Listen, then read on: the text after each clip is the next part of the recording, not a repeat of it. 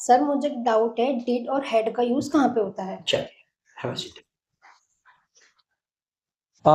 देखिए बच्चों, अगर हम इंग्लिश की बात करें तो बहुत बार स्टूडेंट्स ये क्वेश्चन पूछते हैं, और ये पूछना लाजमी भी है कि हैड और डिड में क्या डिफरेंस है। चलिए, सबसे पहले हैड और डिड से पहले कुछ और जानते हैं। देखिए, सबसे पहले हमें मालूम होता है कि जो डिड का यूज होता है वो पास्ट में होता है, लेकिन कहाँ होता है और कैसे होता है। चलिए, मैं आपको एक सेंटेंस लिखकर बताता हूं, आप मुझे बताना कि ये करेक्ट है या नहीं है। इसका फिल इन द ब्लैंक्स में जो आएगा वो क्या आएगा। सेंटेंस है, I dash to market. I dash to market. अब आप मुझे बताइए कि जो यहां पर फिल इन द ब्लैंक्स है, जो डैश है, उसके अंदर हैज, या आप बोल सकते हैं हैव गॉन, या वेंट, इन दोनों में से कौन सा सही है? वेंट। आपने कहा वेंट आया, आप बताइए। मैं आई वेंट टू मार्केट, आप कहना चाहते हैं आई वेंट टू मार्केट, ये तो बोलना चाहते हैं। आप बताइए सर, आप बताइए, इसमें हैव गॉन आएगा या वेंट आएगा? ओके, चलिए, मैं आप सभी लोगों को बताना चाहता हूं 90.9 पीपल, 99.9% पीपल इसमें हमेशा वेंट का यूज करते हैं, लेकिन मैं आपको बताना चाहता हूं ये टोटली ही रॉन्ग है। इसका सही आंसर जो होगा वो होगा हैव गॉन। तो सही आंसर है हैव गॉन। क्यों, मैं आपको बताना चाहता हूं। सबसे पहले समझिए, जो वेंट है, अगर हम इस सेंटेंस को बोलते हैं I went to market, I went to market, इस सेंटेंस का मतलब जो निकलता है कि मैं ये बताना चाहता हूं मैं मार्केट गया पास्ट में। लेकिन हम किसी भी सेंटेंस को पास्ट में कब कहते हैं? भाई, मैंने ये कहा मैंने पढ़ाया, हो सकता है मैंने अभी पढ़ाया हूं, लेकिन अगर आप ये जानना चाहते हैं कि आपने कब पढ़ाया, ये टाइम मेंशन है। जैसे मैंने कहा मैंने सुबह पढ़ाया, तो आपको मालूम चला कि सर सुबह की बात कर रहे हैं। अब सुबह मॉर्निंग ने आपको ये बताया कि पास्ट का सेंटेंस है। तो याद रखना हमेशा, अगर सेंटेंस सिंपल है, अगर उसमें टाइम नहीं दिया है, तो वो हमेशा हैव गॉन से बनाया जाएगा। जैसे मैंने पढ़ाया, अब आप कहेंगे कि लास्ट में तो किया लिया दिया है, ऐसा बिल्कुल भी नहीं है। जैसे मैंने कहा मैंने पढ़ाया, तो यहां मैं बोलूंगा आई हैव टॉट। उसने मुझे इन्फॉर्म किया, ही हैज इन्फॉर्म्ड मी। लेकिन समझिए, अब समझने की बात क्या है, अगर इस सेंटेंस के अंदर जैसे मैंने कहा मैंने पढ़ाया सुबह, अब सुबह एक पास्ट टाइम है। अगर याद रखना, किसी भी सेंटेंस के अंदर पास्ट टाइम मेंशन है, जैसे मैं मार्केट गई सुबह, तो यहां पर हमेशा जो सेंटेंस बोला जाएगा वो बोला जाएगा आई और एक्शन की सेकंड फॉर्म से, ना कि हैज और हैव से।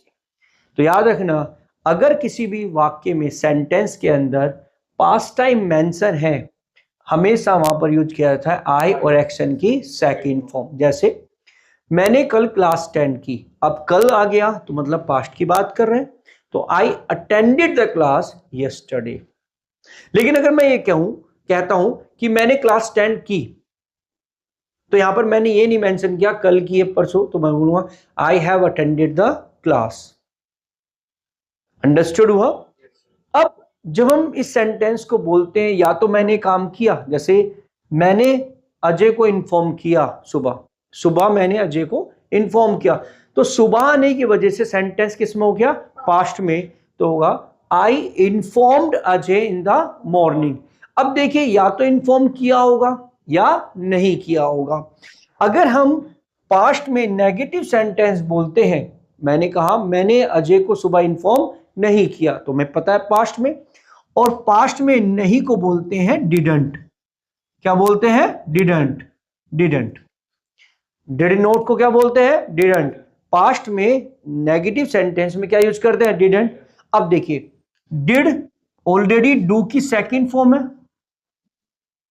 हमने यहां सेकंड फॉर्म ऑलरेडी यूज की है। अब डिड के साथ हमेशा कौन सी फॉर्म आएगी? फर्स्ट फॉर्म आएगी। जैसे मैंने सुबह अजय को इन्फॉर्म नहीं किया, तो यहां होगा I didn't inform Ajay in the morning. तो हमेशा याद रखना कि डिडंट के साथ हमेशा कौन सी फॉर्म आती है? First form. और अगर हम सिंपल बोलते हैं तो कौन सी फॉर्म आती है? Second form.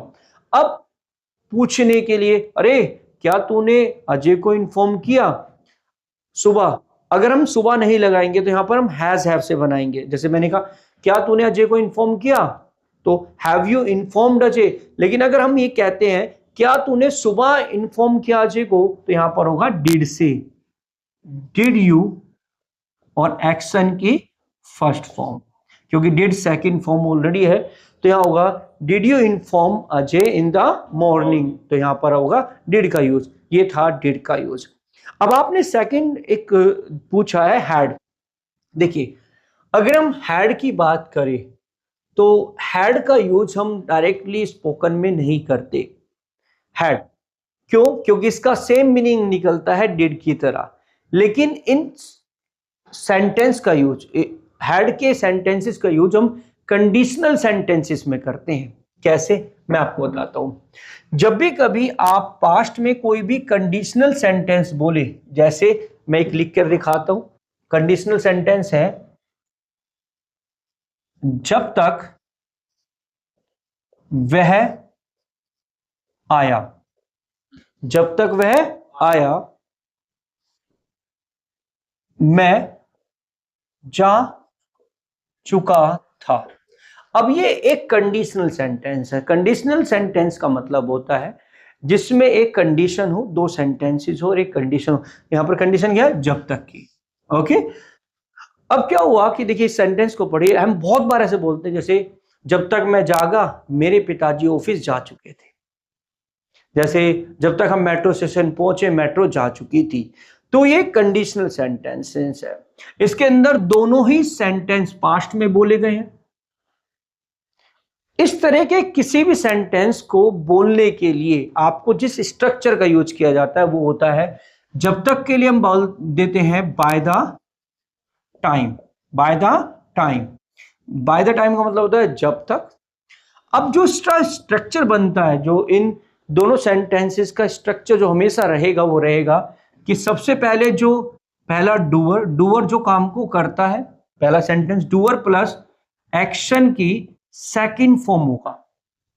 पहला जो स्ट्रक्चर होगा वो डूअर प्लस एक्शन की सेकंड फॉर्म, कॉमा, और दूसरा स्ट्रक्चर होगा doer plus had plus action की थर्ड फॉर्म। और हैड के साथ कौन सी फॉर्म आती है? Third form. अब देखिए सेंटेंस क्या बना, जब तक वह आया, बाय द टाइम, आने को बोलते हैं कम, कम की सेकंड फॉर्म केम, ही केम, वह मतलब ही, तो बाय द टाइम ही केम, मैं जा चुका था, आई हैड लेफ्ट, जाने को क्या बोलते हैं? लेफ्ट। लेफ्ट, मैं जा चुका था, मैं जा चुका था। ओके, लीव की सेकंड फॉर्म लेफ्ट। जैसे एक दो सेंटेंसेस और ले लेते हैं। जब तक मैं जागा मेरे पिताजी जा चुके थे, by the time I woke up, wake की second form woke up, by the time I woke up my father had left. जैसे एक और सेंटेंस देख लेते, जब तक हम मेट्रो स्टेशन पहुंचे मेट्रो जा चुकी थी, by the time we reached at the metro station the train had left.